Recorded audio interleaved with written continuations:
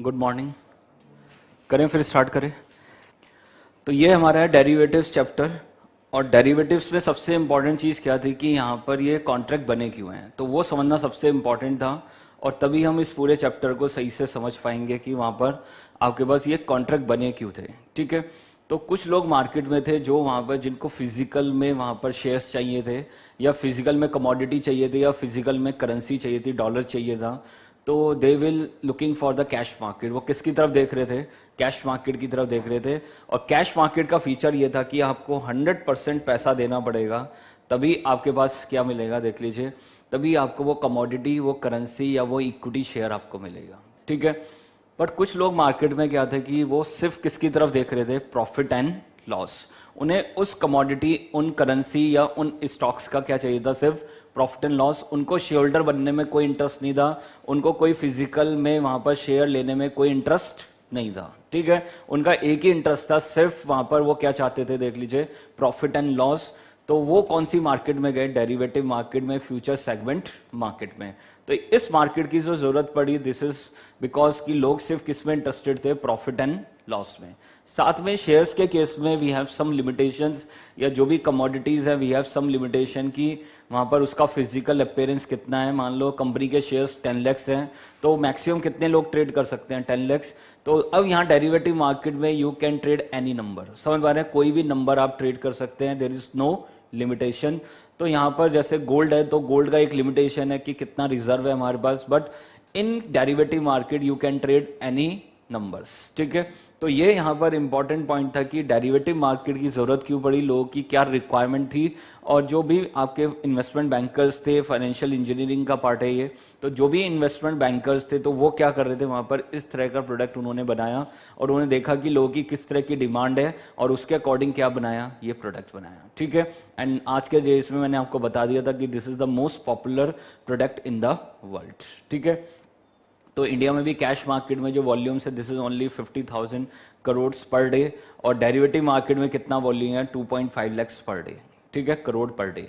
तो वो डिफरेंस भी आपको दिख रहा है कि यहाँ पर बहुत सारे आपके पास देख लीजिए, आप कितना भी यहाँ पर ट्रेड कर सकते हैं, देयर इज नो लिमिटेशन। ठीक है, तो अब सबसे पहले यहाँ पर हमें समझना था डेरिवेटिव में we have exchange traded derivatives and we have OTC derivative. Exchange traded का क्या मतलब था कि they are traded on the organise exchange, and OTC they are the private contracts.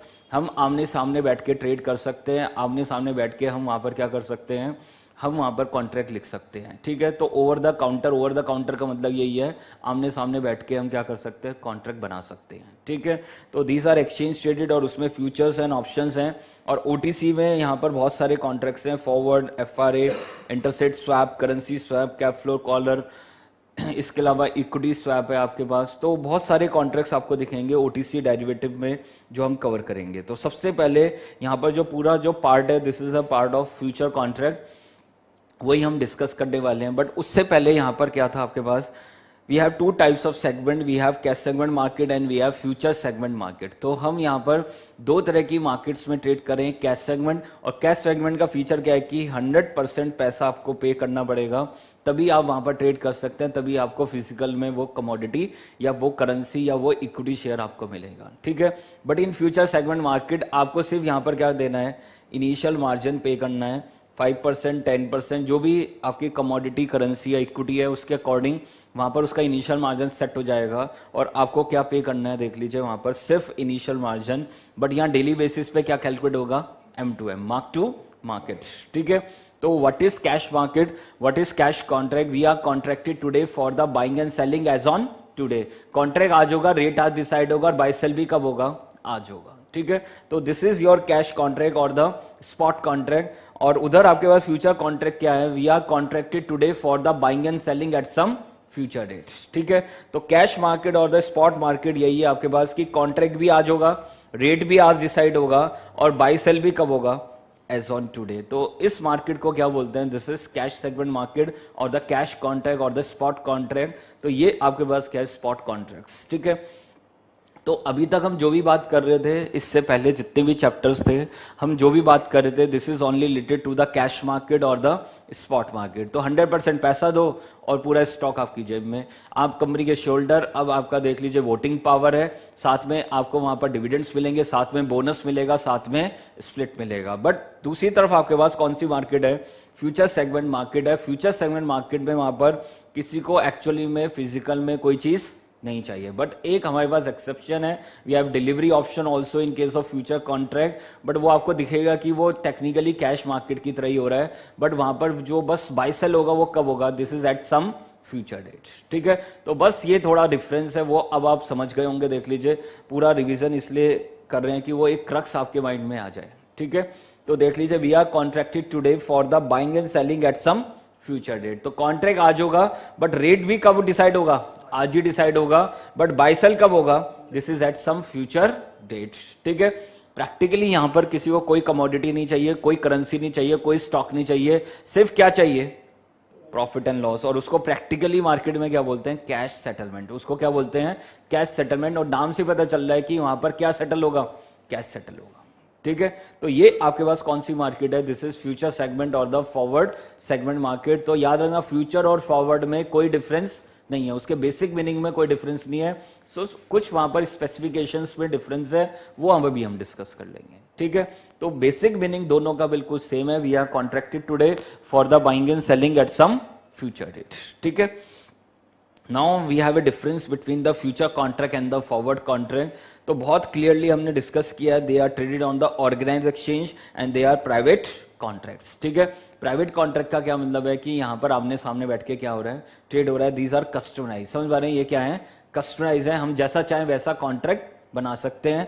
But यहां पर फ्यूचर कॉन्ट्रैक्ट क्या है? They are highly standardise. Highly standardise का क्या मतलब है? हर चीज का स्टैंडर्ड पहले से फिक्स है और वो सबके लिए क्या रहेगा? सेम रहेगा। ठीक है, तो this is your future contract, this is your future segment market. तो फ्यूचर सेगमेंट मार्केट में आपके पास देख लीजिए, स्टैंडर्ड पहले से फिक्स है और वो सबके लिए क्या रहेगा? सेम रहेगा। ठीक है, अब यहां पर आपके पास तीन मेन पॉइंट थे जो हमने डिस्कस किए थे। The first one is lot size requirement. What is lot size requirement? कि यहां पर जो भी ट्रेड होगा वो किस में होगा? नंबर ऑफ लॉट्स में ट्रेड होगा। तो हर जो भी आपके पास इक्विटी है, कमोडिटी है, करेंसी है, उसका पहले से लॉट साइज डिफाइंड है and this is the minimum quantity. आपको मिनिमम उसी क्वांटिटी के मल्टीपल में क्या करना पड़ेगा? ट्रेड करना पड़ेगा। If the lot size is 350, one Reliance share lot size is 350, तो आपको एक बार में कम से कम कितना ट्रेड करना पड़ेगा? 350। ठीक है, तो 350 शेयर्स आपको ट्रेड करने पड़ेंगे और आगे भी अगर उससे ज्यादा क्वांटिटी ट्रेड करनी है तो उसके मल्टीपल में क्या कर पाएंगे? ट्रेड कर पाएंगे। तो इस पूरे चैप्टर में जहां पर आपको लॉट साइज दिखे वहां पर आपको क्या कैलकुलेट करना है? Number of lots. ठीक है, दूसरी तरफ आपके पास यहां पर देख लीजिए एक्सपायरी डेट है। एक्सपायरी डेट का क्या मतलब है कि यहां पर आपका जो कॉन्ट्रैक्ट है किसी दिन क्या होगा? एक्सपायर होगा। ठीक है, तो यहां पर आपके पास पहले से ही क्या है? एक्सपायरी डेट है। फॉरवर्ड में अगर यही बात मैं फॉरवर्ड में करूं तो क्या फॉरवर्ड में कोई लॉट साइज रिक्वायरमेंट है?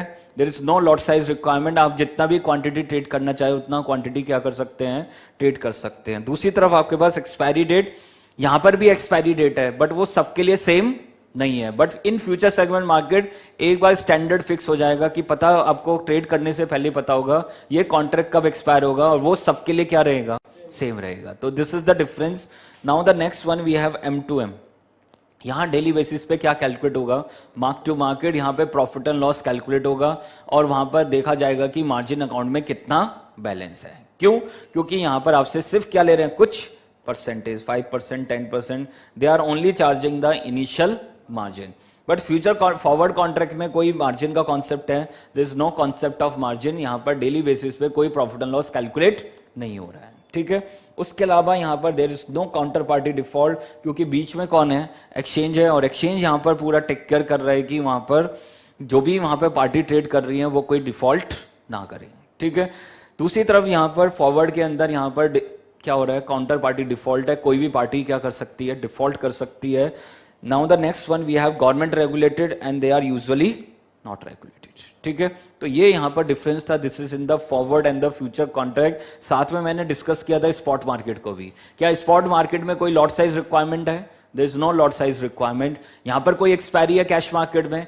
एक बार शेयर खरीद लिया कब तक रख सकते हैं, इन्फिनिट। एक बार गोल्ड रख लिया कब तक रख सकते हैं, इन्फिनिट। क्या यहाँ डेली बेसिस पे M2M हो रहा है? नहीं। एक बार मैं पूरा पैसा दे चुका हूं, कोई इंटरेस्टेड ही नहीं है मेरा M2M कैलकुलेट करने में, तो वो मैंने डिफरेंस पूरा क्रिएट किया था between the future market, forward market and the cash market. ठीक है। Now the next one we have lot size requirement. Already मैं डिस्कस कर चुका हूं कि यहां पर आपके पास क्या हो रहा है, कोई लॉट साइज रिक्वायरमेंट नहीं है, और यहां पर आपको क्या है देख लीजिए, जो भी ट्रेड करना है in the multiple of lot size. ठीक है। दूसरी तरफ एक्सपायरी डेट ऑलरेडी डिस्कस कर चुके हैं कि कैश मार्केट में there is no expiry date, in future and forward we have expiry date, but in future market this expiry date is same for each and every investor. जैसे in equity market the expiry date is last Thursday of each month, but in forward there is no fix date, आप जैसा बनाना चाहे contract बना सकते हैं। ठीक है।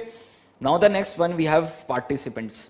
तो ये इंपॉर्टेंट पॉइंट था हमारा, participants in the derivative market. तो we have 3 types of participants in the derivative market. The first one is hedgers, second one is speculators and the third one is arbitrageur. तो सबसे पहले speculator. Speculator कौन लोग थे?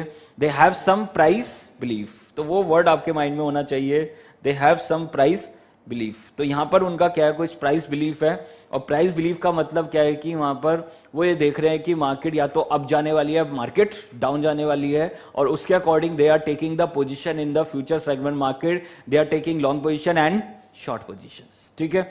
दूसरी तरफ आपके पास हेजर्स हैं, देख लीजिए, उनका ऑलरेडी क्या है, एक्सपोजर है, they are already having some exposure. तो ये आप अब रेगुलर देखते रहेंगे कि जब भी हेजिंग का कॉन्सेप्ट आएगा तो आपको चेक करना है कि क्या उनका ऑलरेडी कोई एक्सपोजर है या नहीं है। तो आपको समझ में आएगा कि ऑलरेडी एक्सपोजर है, तो उसके रिस्क को मिनिमाइज करने के लिए वो क्या करेंगे, देख लीजिए, they are taking the position in the future segment market. ठीक है। तो hedgers they are already having some exposure and they want to minimize their risk, तो उस केस में दे आर डूइंग हेजिंग। ठीक है। And they are taking the position in the future segment market. Future segment market में वो क्या ले रहे हैं, पोजीशन। तो याद रखना उनका जो पोजीशन है, जो एक्सपोजर है, वो ऑलरेडी सेम रहेगा, हम उसमें कोई भी वहां पर चेंज नहीं करेंगे। जो भी चेंज करेंगे, जो भी पोजीशन लेनी है, वो कहां पर लेंगे, this is in the future segment market. ठीक है। And the last one is arbitrageur, they are looking for mispricing. They are looking for mispricing. Mispricing का क्या मतलब है कि वहां पर वो क्या देख रहे हैं, डिफरेंस को ढूंढ रहे हैं। अगर सेम चीज है तो उनका प्राइस सेम होना चाहिए, this is based on the law of one price, और अगर प्राइस सेम नहीं है तो they will be an opportunity of arbitrage. ठीक है। तो ये आपके पास क्या है, these are the participants in the derivative market. तो अब आपको क्लियर हो गया होगा, तीनों तरह के क्वेश्चन आपके कोर्स में थे। ठीक है, वो हमने कवर किए थे। Now we have to consider positions. तो यहां पर मैंने अभी बात की है, we have 2 types of position, we have long position and short position. Long position का मतलब बाय करना, और शॉर्ट पोजीशन का क्या मतलब है, सेल करना। और इस मार्केट में आप पहले बाय करो या पहले सेल करो, कोई फर्क नहीं पड़ता, because objective is only to calculate profit and loss और to earn profit and loss. ठीक है। तो यहां पर आप पहले लॉन्ग करो या पहले शॉर्ट करो, कोई फर्क नहीं पड़ता, बिकॉज कोई फिजिकल वहां पर डिलीवरी की रिक्वायरमेंट नहीं है। और वो तो सिर्फ डिलीवरी इज एन ऑप्शन, सिर्फ वो एक ऑप्शन है, आप ऑप्ट करना चाहते तो करो, नहीं करना चाहते तो नहीं करो। ठीक है। अगर आप ऑप्शन ऑप्ट नहीं करोगे तो हमेशा क्या होगा, कैश सेटलमेंट। ठीक है। तो देख लीजिए आपके पास how to cancel the future contract. तो in case of cash settlement, अगर कैश सेटलमेंट करना है तो how to cancel the future contract, long है तो शॉर्ट कर देंगे, शॉर्ट है तो लॉन्ग कर देंगे, and the difference is your profit and loss. ये जो डिफरेंस रहेगा वो आपका क्या रहेगा, प्रॉफिट एंड लॉस। ठीक है। तो ये यहां पर इंपॉर्टेंट चीज है कि जब भी आप फ्यूचर कॉन्ट्रैक्ट देखेंगे और वहां पर अगर कैश सेटलमेंट के केसेस हैं तो आपको क्या कैलकुलेट करना है, प्रॉफिट एंड लॉस। ठीक है। तो किस रेट पे मैंने पोजीशन ली और किस रेट पे मैंने उसको स्क्वायर ऑफ किया, क्लोज आउट किया, देख लीजिए, this is squaring off the position, covering the position, closing out the position. ठीक है।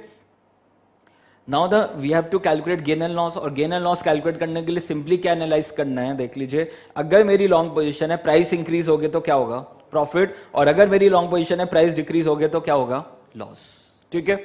अगर मेरी शॉर्ट पोजीशन है, प्राइस इंक्रीज हो गया तो क्या होगा, लॉस, और अगर प्राइस डिक्रीज हो गया तो क्या होगा, प्रॉफिट। तो देखना है कि आपने पोजीशन कौन सी ली है, एंड नाउ प्राइस इंक्रीज है या डिक्रीज है, और उसके अकॉर्डिंग क्या निकालना है, प्रॉफिट एंड लॉस। ठीक है। Now the next one, how future contract can be terminated at or prior to expiration। तो यहां पर 2 तरह से हम कॉन्ट्रैक्ट कैंसिल कर सकते हैं, एक ऑन एक्सपायरी और एक बिफोर एक्सपायरी। तो this is the facility in the future contract की वहां पर बिफोर एक्सपायरी भी हम कॉन्ट्रैक्ट को क्या कर सकते हैं, कैंसिल कर सकते हैं। तो ऑन एक्सपायरी दो तरीके से हो सकता है। The first one is cash settlement, और कैश सेटलमेंट का मतलब क्या है, सिर्फ प्रॉफिट एंड लॉस क्या होगा, सेटल होगा। और डिलीवरी का क्या मतलब है, वहां पर देख लीजिए एक्चुअल में आप क्या चाह रहे हैं, डिलीवरी। तो याद रखना डिलीवरी इज एन ऑप्शन, अगर वहां पर डिलीवरी ऑप्शन नहीं है तो हमेशा क्या होगा, कैश सेटलमेंट। ठीक है, तो मैंने आपको पहचान बताई है कि कब डिलीवरी होगा और कब कैश सेटलमेंट। जब वहां पर एक्सपायरी के प्राइसेस गिवन है तो सिर्फ क्या होगा, कैश सेटलमेंट। और अगर एक्सपायरी के प्राइस नहीं है मेरे पास क्वेश्चन में तो मैं क्या कर पाऊंगा, डिलीवरी बेस्ड सेटलमेंट। तो ये इसलिए सिखाना बड़ा डिलीवरी बेस्ड सेटलमेंट, क्योंकि एग्जाम के क्वेश्चन उस बेस पे बने हुए हैं। ठीक है, तो वहां पर काफी इंस्टीट्यूट जो फोकस कर रहा है वो इतना कैश सेटलमेंट पे नहीं कर रहा है, एडवर्टाइज के क्वेश्चन में they are talking about the delivery. तो वो इसलिए सही से हमें समझनी थी। And this is only an option, याद रखना वो एक ऑप्शन है, और जरूरी नहीं हर कमोडिटी में, हर करेंसी में, हर इक्विटी में आपको मिले। ठीक है, तो जैसे in India we don't have any delivery option in case of equity, we don't have any delivery option in case of currency, we don't have any delivery option in case of agri commodities. ठीक है, क्योंकि वो बहुत ज्यादा regulated है तो उनकी कोई डिलीवरी ऑप्शंस नहीं है। सिर्फ किनकी है, we have some agri commodities. तो एग्री कमोडिटीज है आपके पास, उनकी कुछ डिलीवरी ऑप्शंस है, बट एनर्जी प्रोडक्ट्स की वहां पर आपके पास कोई डिलीवरी ऑप्शंस नहीं है। ठीक है, and then before expiry, same before expiry हम क्या कर सकते हैं, कैश सेटलमेंट, मतलब लॉन्ग है तो शॉर्ट कर देंगे, शॉर्ट है तो लॉन्ग कर देंगे। ठीक है, नाउ द नेक्स्ट कॉन्सेप्ट जो मेन यहां पर कॉन्सेप्ट था, this is the concept of margin. ठीक है, तो मार्जिन के कॉन्सेप्ट में जो आपको ध्यान रखना है, सबसे पहले this is the margin in the cash market, and the margin in the cash market is always 100%। ठीक है, तो यहां पर पूरा 100% पैसा देना पड़ेगा कैश मार्केट में, but we have a facility of borrowing. यहां पर मेरे पास कौन सी फैसिलिटी है, बोरिंग की। ब्रोकर आपको बोरिंग फैसिलिटी दे सकता है, उसके बदले में आपसे क्या चार्ज कर लेगा, interest, but there is no profit sharing. समझ पा रहे, कोई प्रॉफिट शेयरिंग नहीं होगी। ठीक है, दूसरी तरफ आपके पास फ्यूचर मार्केट है। फ्यूचर मार्केट में सिंपली हमने तीन चीजें डिस्कस की थी।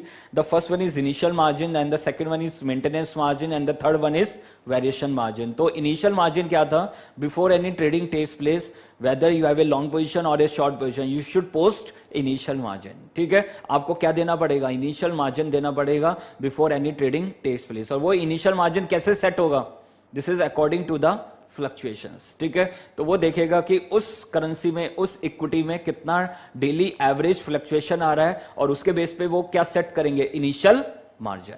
ठीक है, तो वहां पर उनको पता है कि ज्यादा से ज्यादा कितना गोल्ड मूव कर रहा है, 5%, तो गोल्ड के लिए कितना वहां पर इनिशियल मार्जिन पोस्ट कर देंगे, 5%। ठीक है, तो they are taking the average daily price fluctuation. ठीक है, तो एवरेज डेली फ्लक्चुएशंस को वो देख रहे हैं, साथ में रिस्क देख रहे हैं, उसमें और कितना रिस्क हो सकता है, और उसके हिसाब से क्या सेट कर रहे हैं, इनिशियल मार्जिन। ठीक है, तो वो एक पॉइंट में हमने इनिशियल मार्जिन कैलकुलेशन देखी थी। इनिशियल मार्जिन कैसे कैलकुलेट करेंगे, this is average daily fluctuation plus देख लीजिए स्टैंडर्ड डिविएशन। ठीक है, उसमें कितना रिस्क है, और मल्टीप्लाई विद 3 कर दिया था हमने। स्टैंडर्ड डिविएशन की मल्टीप्लाई किससे कर दिया था, 3 से। तो यहां पर क्या था, this is average daily fluctuation,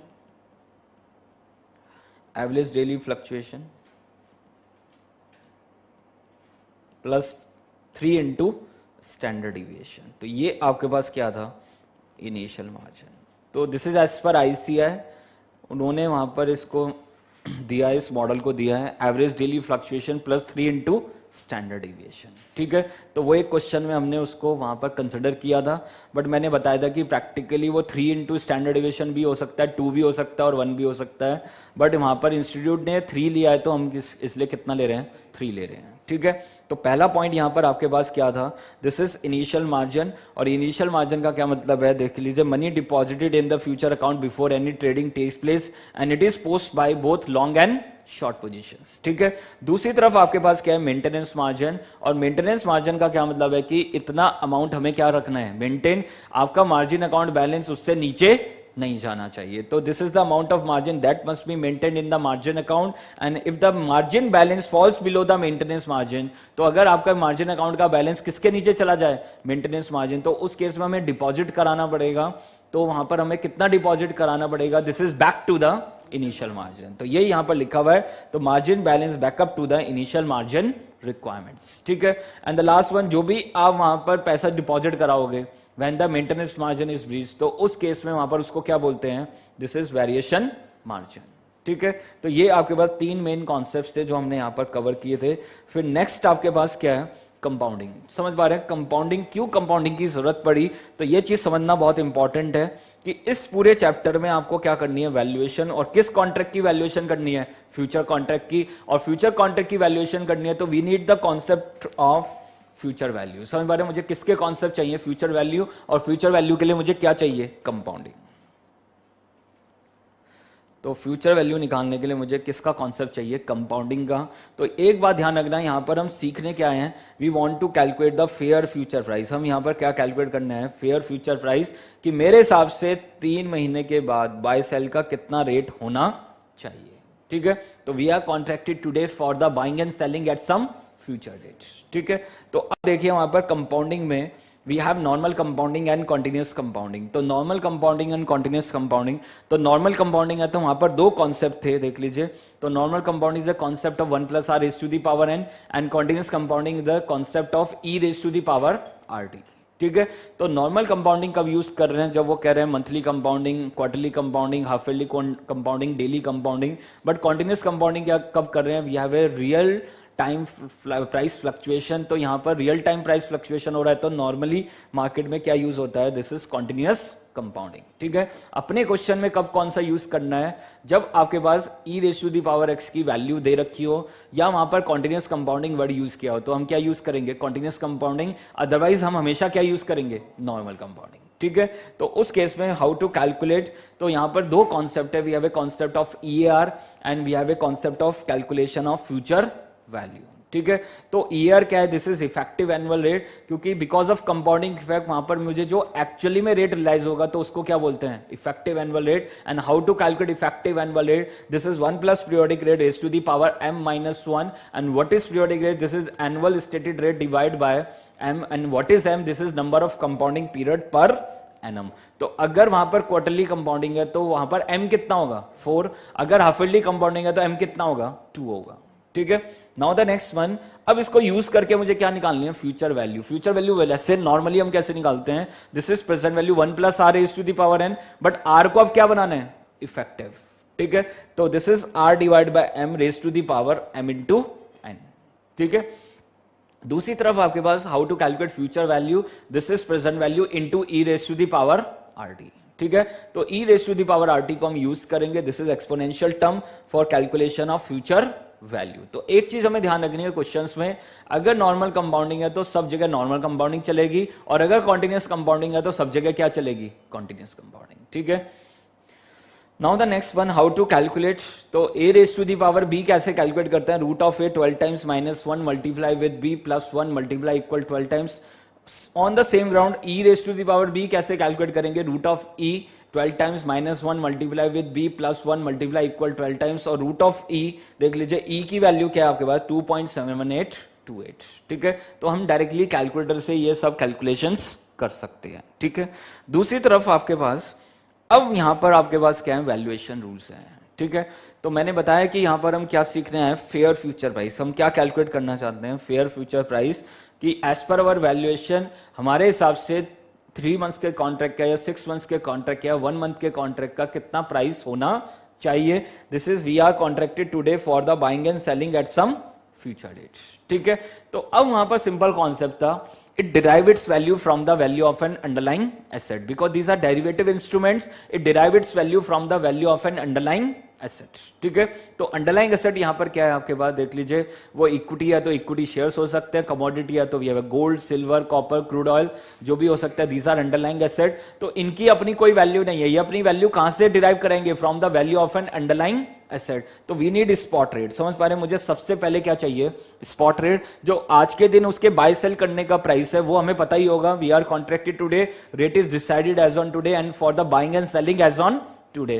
तो स्पॉट रेट में एडजस्टमेंट करेंगे, बिकॉज मुझे आज बाय सेल नहीं करना है, मुझे कब बाय सेल करना है, दिस इज आफ्टर 3 मंथ्स। तो उस केस में मैं क्या करूंगा सर, देख लीजिए, अब वहां पर अगर मैंने आज उसको बाय कर लिया होता तो मुझे क्या इनकर करनी पड़ती, कॉस्ट, उसको कैरी करने की कॉस्ट वहां पर मुझे बियर करनी पड़ती। तो मैं क्या ऐड करूंगा, कैरिंग कॉस्ट। समझ पा रहे हैं, अब कैरिंग कॉस्ट क्या हो सकती है, we have storage cost, inspection cost, कोई भी कॉस्ट हो सकती है। साथ में जो सबसे बड़ी कॉस्ट है वो क्या है, अपॉर्चुनिटी कॉस्ट। तो अगर मैं आज इसको बाय कर लिया होता तो उस केस में वहां पर मुझे पूरा 100% पैसा देना होता, क्योंकि कौन सी मार्केट है, कैश मार्केट, तो मुझे पूरा 100% पैसा देना पड़ता। तो वहां पर मैं क्या यूज करता वर्ड अपॉर्चुनिटी, क्योंकि वो वहां पर क्या होगा देख लीजिए, मेरी जेब से पैसे जाएंगे और जेब से पैसे जाएंगे तो वहां पर क्या इंकर्ड होगी, मेरी इंटरेस्ट कॉस्ट और द अपॉर्चुनिटी कॉस्ट। ठीक है, तो हम कॉस्ट को ऐड करेंगे साथ में। वहां पर एक्चुअली में मुझे बाय सेल कब करना है, 3 महीने के बाद।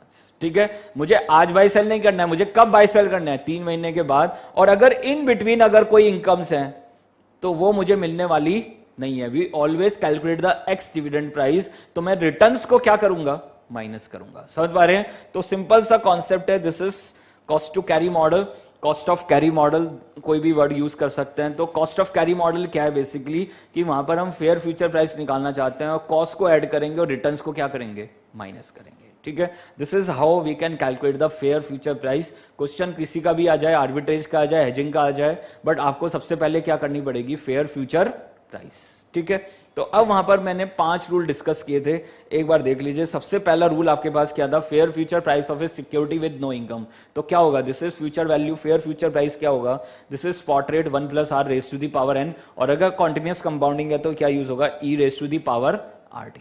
ठीक है, दूसरी तरफ आपके पास there is with dividend income. अगर वहां डिविडेंड इनकम आ गई है तो उस केस में मैंने बताया we always calculate the ex dividend price, cost को ऐड करेंगे, रिटर्न्स को क्या करेंगे, माइनस। तो this is spot rate minus present value of dividend income, और आगे मेरे पास एक्स डिविडेंड प्राइस और उसकी क्या निकाल देंगे, फ्यूचर वैल्यू। तो this is your spot rate minus present value of dividend income into 1 + r raise to the power n और e raise to the power rt।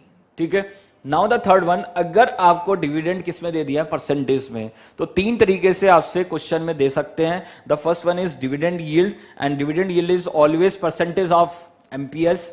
Dividend rate is percentage of dividend and this is always percentage of face value, and dividend payout ratio and this is always percentage of EPS. ठीक है, तो मैं amount में calculate कर लूंगा, मुझे पता है एमपीएस का परसेंटेज है, ईपीएस का परसेंटेज या फेस वैल्यू का परसेंटेज है, तो लास्ट में डिविडेंड इनकम क्या कर देंगे, माइनस, बिकॉज मुझे उसका टाइम पीरियड नहीं पता है, मुझे उसका टाइम नहीं पता है कि वो किस टाइम पे है, तो उस केस में प्रेजेंट वैल्यू पॉसिबल नहीं है। तो सिंपली लास्ट में क्या कर देंगे, डिविडेंड इनकम क्या कर देंगे, माइनस। तो ये आपके पास देख लीजिए, दिस इज आवर मेथड कि fair future price spotted into e raise to the power rt minus last में क्या कर देंगे, डिविडेंड इनकम। ठीक है, but in case of dy मतलब डिविडेंड यील्ड, अगर डिविडेंड यील्ड है क्वेश्चन में तो उस केस में हम आर में उसकी क्या कर सकते हैं, एडजस्टमेंट। ठीक है, तो this is spot rate into 1 plus देख लीजिए r minus dividend yield raise to the power n, या e raise to the power r minus dividend yield into t। ठीक है, तो ये आपके पास क्या आ जाएगा, फेयर फ्यूचर प्राइस। ठीक है, now the next one we have fair future price of a commodity with storage cost. तो सेम कॉन्सेप्ट है, कॉस्ट को ऐड करेंगे और रिटर्न्स को क्या करेंगे, माइनस। तो वहां पर स्टोरेज कॉस्ट है, आज ही है तो आज ही ऐड कर देंगे, और अगर कोई पर्टिकुलर टाइम पे है तो उसकी क्या कर देंगे, प्रेजेंट वैल्यू। तो this is spot rate plus present value of storage cost 1 + r raise to the power n और e raise to the power rt। But अगर स्टोरेज कॉस्ट भी किसमें दे दी सर, परसेंटेज में, तो सीधा r में उसकी क्या कर सकते हैं, एडजस्टमेंट। ठीक है, now the last point we have a concept of convenience income और द कन्वीनियंस यील्ड। इनकम मतलब अमाउंट में और यील्ड मतलब परसेंटेज में। ठीक है, तो कन्वीनियंस यील्ड क्या था, basically if we are holding a physical commodity and if we are getting any premium और the benefit associated with physical commodity, तो उसका नाम क्या है, दिस इज कन्वीनियंस यील्ड। ठीक है, तो कॉन्सेप्ट सेम है, कॉस्ट को ऐड करेंगे और रिटर्न्स को क्या करेंगे, माइनस। परसेंटेज है तो परसेंटेज में, और अगर अमाउंट है तो अमाउंट में। ठीक है, तो देख लीजिए, अगर परसेंटेज में तो this is spot rate, spot price into e raise to the power r minus convenience yield into t, और अगर वो अमाउंट में है तो this is spot price minus present value of convenience income into e raise to the power rt। ठीक है, तो ये आपके पास क्या आ गया, देख लीजिए, these are the valuation rules. 5 valuation rule हैं, सिंपल, कॉस्ट को ऐड करेंगे, रिटर्न्स को क्या करेंगे, माइनस। पर्टिकुलर डेट पे है तो उसकी प्रेजेंट वैल्यू, और अगर डेट नहीं पता है तो लास्ट में क्या कर देंगे, माइनस कर देंगे इनकम्स के लिए। ठीक है, नाउ द नेक्स्ट कॉन्सेप्ट जो इंपॉर्टेंट कॉन्सेप्ट था, this is the arbitrage between the cash market and the future second market. तो this is your important point in this chapter. Arbitrage किसके बीच में है? Cash market and future market, ठीक है। And arbitrage का मतलब क्या था? This is based on the law of one price. अगर सेम चीज है तो प्राइस क्या होना चाहिए? सेम। और अगर वो सेम नहीं है तो we have to buy at low and sell at higher, ठीक है। तो सस्ता बाय करेंगे और महंगा क्या करेंगे? सेल करेंगे। तो इसका मतलब एक मार्केट में बाय होगा तो एक मार्केट में क्या होगा? सेल होगा। तो वो हमें ध्यान रखना है। तो अब यहां पर सबसे पहले मैं क्या कैलकुलेट करूंगा? Fair future price. क्या कैलकुलेट करूंगा? Fair future price using all 5 valuation rules. और उसको किससे कंपेयर करूंगा? Actual future price. तो एक बार डायग्राम पे और समझ लो इस पॉइंट को। फेयर फ्यूचर प्राइस भी देख लो, this is for the buying and selling at some future date. और एक्चुअल फ्यूचर प्राइस ये कहां पर आ रहा होगा? एक्सचेंज पे। और ये भी कब आ रहा होगा? देख लीजिए, आज आ रहा होगा। कब के लिए? फ्यूचर के लिए। तो दोनों ही प्राइस कब पता है? आज पता है। देख लीजिए, we are contracted today, rate is decided as on today, but for the buying and selling at some future dates, ठीक है। Now both are comparable. दोनों क्या है? कंपेरेबल हैं। और अगर ये 1000 आया है और ये 1200 है तो मैं क्या बोलूंगा? This is over valued. और अगर ये आपके पास 1000 है और ये 900 है तो मैं क्या बोलूंगा? अंडर वैल्यूड, ठीक है। अब मुझे सबसे पहले यहां पर स्ट्रेटजी बनानी है। और स्ट्रेटजी बनाने के बाद वहां पर लास्ट में क्या कैलकुलेट करना है? Profit and loss. तो वो याद रखना, स्ट्रेटजी कब बनेगी? As on today. और प्रॉफिट एंड लॉस कब कैलकुलेट होगा? ऑन एक्सपायरी, ठीक है। तो strategy is always executed as on today and calculation of profit and loss this is on expiry, ठीक है। तो अब देख लो सर, 1 मिनट का पॉइंट है। तो अगर मेरा एक्चुअल फ्यूचर प्राइस ज्यादा आ रहा है 1200, तो उस केस में मैंने क्या बोला? This is over valued. तो फ्यूचर कॉन्ट्रैक्ट आपके पास क्या है? ओवर वैल्यूड है। तो फ्यूचर कॉन्ट्रैक्ट को क्या करेंगे? सेल। तो देख लीजिए कौन सी पोजीशन लेंगे? Short position. और वहां पर सेल करेंगे तो कैश मार्केट में क्या करेंगे? बाय। अब ध्यान से देखना, कैश मार्केट में बाय किया तो जेब से पैसा जाएगा, तो इंटरेस्ट मेरे लिए क्या होगी? कॉस्ट। वी शुड बोरो। और बोरो करेंगे तो इंटरेस्ट मेरे लिए क्या होगी? कॉस्ट। बट मेरे डीमेट अकाउंट में शेयर आ गया तो अब डिविडेंड मेरे लिए क्या होगी? इनकम। तो वो ध्यान रखना कि अगर कैश मार्केट में शेयर बाय हुआ है तो वहां पर बोरो करेंगे, और बोरो करेंगे तो इंटरेस्ट कॉस्ट होगी और डिविडेंड मेरे लिए क्या होगी? Income. Now the second point, if fair future price is less than actual future price. देख लीजिए यहां पर एक्चुअल फ्यूचर प्राइस मान लो 900 है और ये 1000 है, तो हम क्या बोलेंगे? Future contract is under value. Future contract क्या है? अंडर वैल्यूड है। और अंडर वैल्यूड चीज को क्या करेंगे? बाय मतलब लॉन्ग पोजीशन। तो यहां पर फ्यूचर मार्केट में लॉन्ग पोजीशन है तो कैश मार्केट में क्या करेंगे? सेल। और सेल के साथ क्या अटैच है? देख लीजिए हैशटैग, उसका मतलब क्या है? Investor is already holding the stock, तभी तो वो कर पाएगा। देख लीजिए, investor is holding the underlying assets, ठीक है। और सेल किया तो जेब में पैसा आएगा तो क्या करेंगे? इन्वेस्ट। और इन्वेस्ट करेंगे तो इंटरेस्ट मेरे लिए क्या होगी? इनकम। बट मेरी जेब से क्या जा चुका है? शेयर जा चुका है, मेरे डीमेट अकाउंट से शेयर जा चुका है, तो डिविडेंड मेरे लिए क्या बनेगी? कॉस्ट, ठीक है।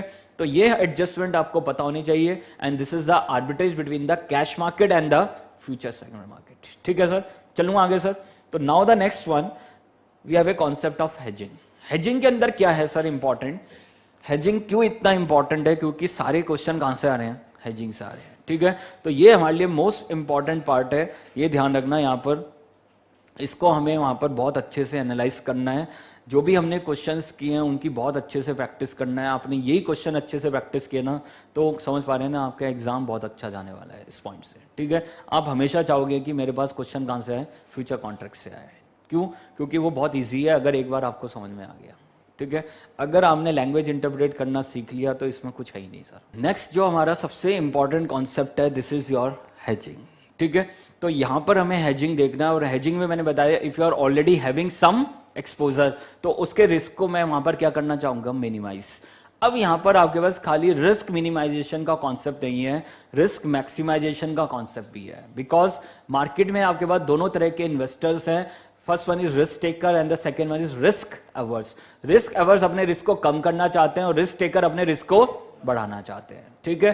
तो मार्केट में दोनों तरह के इन्वेस्टर्स आपको मिल जाएंगे। जो रिस्क टेकर हैं तो वो रिस्क को बढ़ाना चाहेंगे, और जो रिस्क अवर्स है तो वो क्या करेंगे? रिस्क को कम करेंगे, ठीक है। तो यहां पर दोनों तरह के कॉन्सेप्ट्स हैं। हमें क्वेश्चन में सही से वहां पर जज करना है, हमें ऑब्जेक्टिव को जज करना है। और ऑब्जेक्टिव अगर टू रिड्यूस रिस्क है तो हम एक्शन अलग तरीके से लेंगे, और अगर हमारा ऑब्जेक्टिव टू इंक्रीज रिस्क है तो एक्शन अलग तरीके से लेंगे, ठीक है, पोजीशन अलग तरीके से लेंगे। तो यहां पर जो गेम है वो किसके ऊपर फिक्स है, this is based on objective, और ऑब्जेक्टिव में आपके पास दो चीजें हैं, the first one is reduce risk and the second one is to increase risk, ठीक है। अब देखो वहां पर अगर मेरा ऑब्जेक्टिव है टू रिड्यूस रिस्क, तो यहां पर 3 स्टेप हमें फॉलो करने हैं, ठीक है। तो याद रखना कि जो भी हमारे फ्यूचर कॉन्ट्रैक्ट से रिलेटेड जो भी हेजिंग के कॉन्सेप्ट्स आएंगे वहां पर 3 मेन स्टेप्स हमें फॉलो करने हैं। The first one decide position, कौन सी पोजीशन ले फ्यूचर मार्केट में। तो मैंने बताया यहां पर फ्यूचर मार्केट में जब आप पोजीशन ले रहे हैं तो याद रखना मेरी जो ऑलरेडी एक्सपोजर है उसको हम बिल्कुल टच नहीं करेंगे, ठीक है। तो जो मेरा ऑलरेडी एक्सपोजर है मैं उसको वो बनाए रखूंगा, और उसके रिस्क को कम या ज्यादा करने के लिए we are taking the position in the future segment market, ठीक है। तो हम फ्यूचर कॉन्ट्रैक्ट में उसका क्या लेंगे, देख लीजिए, डिसीजन लेंगे। तो जो मेरा ऑलरेडी एक्सपोजर है मैं उसको बिल्कुल टच नहीं करूंगा, ठीक है। मैं इसलिए बिल्कुल क्लियर लैंग्वेज यूज कर रहा हूं कि आपको कोई कंफ्यूजन ना हो। हमें उसमें कोई वहां पर चेंजेस नहीं करने हैं। जो भी मुझे पोजीशन लेनी है वो कौन से मार्केट में लेनी है, फ्यूचर सेगमेंट में, ठीक है। तो अगर मेरा ऑब्जेक्टिव है टू रिड्यूस रिस्क, तो अगर मेरी लॉन्ग पोजीशन है इन द कैश मार्केट या जो भी मेरी वहां पर पोर्टफोलियो है, दिस इज योर पोर्टफोलियो, तो अगर पोर्टफोलियो मेरी लॉन्ग पोजीशन है तो वहां पर इंडेक्स फ्यूचर में क्या करेंगे, शॉर्ट करेंगे।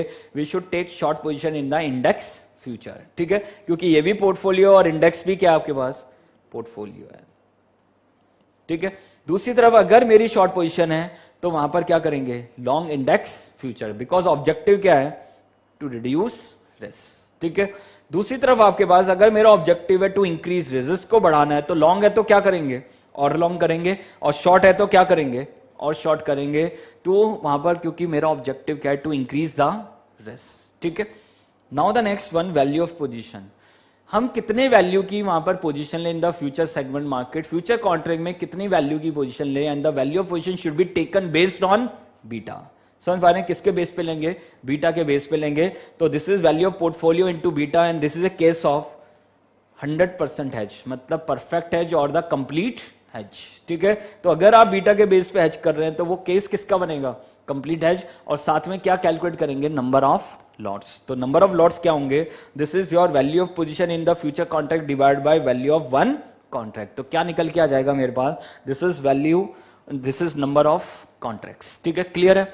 अब मुझे देखना है वहां पर मैं कभी भी 100% अपने रिस्क को हेज नहीं करने वाला। मैं तो क्या करने वाला हूं, देख लीजिए, मैं रिस्क को या तो थोड़ा कम करने वाला हूं, थोड़ा बढ़ाने वाला, तो उसको क्या बोलते हैं, बीटा मैनेजमेंट, ठीक है। तो जो इंपॉर्टेंट कॉन्सेप्ट है वो क्या है, बीटा मैनेजमेंट। बट ऐसा नहीं है, कंप्लीट हेज का पॉइंट भी बार बार वो क्वेश्चन में क्या कर रहे हैं, वहां पर टेस्ट कर रहे हैं, ठीक है। तो वो ध्यान रखना, अगर कंप्लीट हेज बोल दिया है तो मतलब टारगेट बीटा इज 0, या क्वेश्चन में टारगेट बीटा नहीं दिया तो वो हमेशा क्या एज्यूम करेंगे, 0, and this is a case of complete hedging, ठीक है। तो मुझे यहां पर क्या देखना है कि मेरा अभी एग्जिस्टिंग बीटा कितना है और मुझे उस बीटा को कहां लेके जाना है, उससे मुझे क्या पता चलेगा, व्हाट इज अवर ऑब्जेक्टिव, ठीक है। तो अभी मेरा एग्जिस्टिंग बीटा कितना है, 2, और मुझे उसको कहां लेके जाना है, 1.5 से। तो वहां पर मुझे क्या लग रहा है, मेरा ऑब्जेक्टिव क्या है, टू रिड्यूस रिस्क। मुझे रिस्क को क्या करना है, कम, और रिस्क को कम करना है तो लॉन्ग है तो क्या करेंगे, शॉर्ट इंडेक्स फ्यूचर, और शॉर्ट है तो क्या करेंगे, लॉन्ग इंडेक्स फ्यूचर। तो सबसे पहले मुझे क्या देखना है, डिसाइड पोजीशन, और फिर क्या निकालना है मुझे, वैल्यू ऑफ पोजीशन, साथ में नंबर ऑफ लॉट्स। तो कैसे निकाल देंगे, this is number of lots क्या होंगे, देख लीजिए, वैल्यू ऑफ पोजीशन। तो कितने वैल्यू की पोजीशन लोगे फ्यूचर कॉन्ट्रैक्ट में, जितने से रिस्क को क्या करना है, कम करना है, और कितने से रिस्क को कम करना है, 0.5 से, ठीक है। तो what is your value of position in the future contract, this is value of portfolio into 2 - 1.5, ठीक है। तो हमें कोई फॉर्मूला याद नहीं करना, सिंपली 2 - 1.5, तो कितने से रिस्क को कम करना है, 0.5 से, ठीक है। दूसरी तरफ आपके पास अगर मुझे वहां पर रिस्क को बढ़ाना है, 2 से कितना करना है, 3, तो रिस्क को कितने से बढ़ाना है, 1 टाइम से। तो कितने की पोजीशन लेंगे, ध्यान रखना, लॉन्ग है तो क्या करेंगे, और लॉन्ग, और शॉर्ट है तो क्या करेंगे, और शॉर्ट, क्योंकि मेरा ऑब्जेक्टिव क्या है, टू इंक्रीज रिस्क, ठीक है। और number of contract to be long और टू बी शॉर्ट क्या होंगे, देख लीजिए, वैल्यू ऑफ पोजीशन। तो वैल्यू ऑफ पोजीशन कितनी लेंगे, value of portfolio into difference, difference क्या है, 1, तो वहां पर उतनी हम पोजीशन लेंगे, and divide by value of 1 contract, तो क्या निकल के आ जाएंगे, number of contract to be long और to be short, simple sir, ठीक है। Now we have a alternative number 2। तो ऑल्टरनेटिव नंबर 1 में जो इंपॉर्टेंट चीज है वो क्या है, मेरे पोर्टफोलियो की पोजीशन इंटैक्ट रहेगी, and we should take additional position in the future segment market in the future contract, ठीक है। Now the next one we have partial hedge. Partial hedge में क्या था कि वहां पर अगर मैं बीटा के बेस पे वहां पर पोजीशन ले रहा हूं तो this is case of complete hedge और द 100% हेजिंग, बट वो कह रहा है कि आपको सिर्फ अब कितना हेज करना है 50%, आपको कितना हेज करना है 110%, तो वहां पर हम क्या ले लेंगे, उसके अकॉर्डिंग क्या ले लेंगे, पोजीशन ले लेंगे। ठीक है, तो this is value of existing portfolio into beta, this is case of perfect hedging और द कंप्लीट हेजिंग, और साथ में वो कह रहा है परसेंटेज टू बी हेज, आपको कितना परसेंटेज क्या करना है, हेज करना है। ठीक है, now the next one we have alternative number 2। अब यहां पर फ्यूचर कॉन्ट्रैक्ट से कोई लेना देना नहीं है, समझ पा रहे, दिस इज डिफरेंट स्ट्रैटेजी, इसका फ्यूचर मार्केट से कोई लेना देना नहीं है। तो वो एक क्लैरिटी आपके माइंड में होनी चाहिए कि जब हम ऑल्टरनेटिव 2 की बात करें तो वहां पर फ्यूचर कॉन्ट्रैक्ट से उसका कोई लेना देना नहीं है। ठीक है, तो वहां पर हम क्या करें, we are using the risk free borrowings and investment to increase और टू डिक्रीज अवर रिस्क। ठीक है, तो वहां पर जो सेकंड ऑल्टरनेटिव है वो क्या है, hedging using risk free investments and borings. तो वहां पर हम बोरिंग्स और इन्वेस्टमेंट्स को यूज करेंगे और उससे अपने रिस्क को कम या क्या कर लेंगे, ज्यादा कर लेंगे। ठीक है, तो सबसे पहला हमारा वहां पर अगर मेरा बीटा अभी एग्जिस्टिंग बीटा 2 है and our target beta is 1.5, तो उसका मतलब मेरा ऑब्जेक्टिव क्या है, टू रिड्यूस रिस्क, और टू रिड्यूस रिस्क है तो मैं क्या करूंगा, we have to sell some securities from the existing portfolio and invest in the risk free asset. ठीक है, तो मैं कुछ सिक्योरिटी अपने पोर्टफोलियो से क्या कराऊंगा, exit, they are risky securities, और उसकी जगह क्या ले लूंगा, रिस्क फ्री सिक्योरिटी, तो मेरा ओवरऑल रिस्क क्या हो जाएगा, कम हो जाएगा। ठीक है, तो we have to sell some securities and replace with the risk free investment.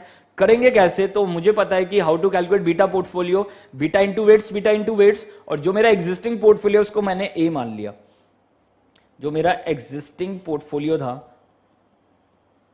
उसको मैंने ए मान लिया, और जो रिस्क फ्री एसेट है उसको मान लो मैंने क्या मान लिया, B. And how to calculate beta portfolio, beta into weights, beta into weights. तो मुझे अब बीटा को कहां लेके आना है सर, मेरा टारगेट कितना है, 1.5 है, देख लो।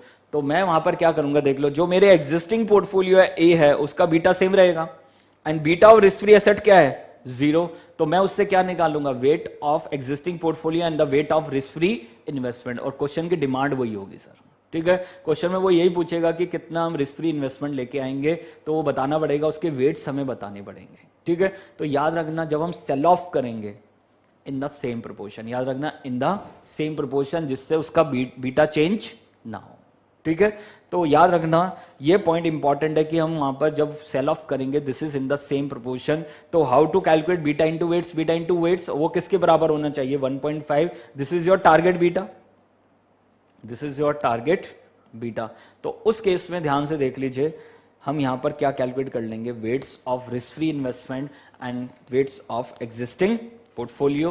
तो हमें पता चल जाएगा कितने अमाउंट का हम सेल ऑफ करेंगे और उसकी जगह कितनी रिस्क फ्री इन्वेस्टमेंट हम वहां पर लेंगे।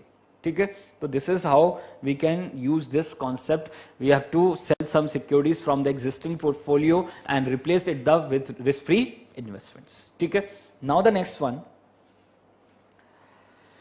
अब अगर मेरा ऑब्जेक्टिव क्या है, वहां पर मेरा बीटा भी 2 है और मुझे उसको 3 लेके आना है, तो मेरा ऑब्जेक्टिव क्या है, टू इंक्रीज रिस्क, और रिस्क को बढ़ाने के लिए मैं क्या करूंगा, सस्ते में बोरो करके कहां करूंगा, invest in the risky security, तो वहां पर मेरा रिटर्न भी बढ़ जाएगा और मेरा रिस्क भी क्या हो जाएगा, बढ़ जाएगा। ठीक है, तो यहां पर वो ये पूछ रहे हैं कि अगर मुझे रिस्क को बढ़ाना है तो उस केस में हम क्या करेंगे, we have to borrow at risk free rate, या जो भी बोरोइंग रेट क्वेश्चन में गिवन है, and we have to invest in the securities existing portfolio in the same proportion. याद रखना सेम प्रोपोर्शन आएगा,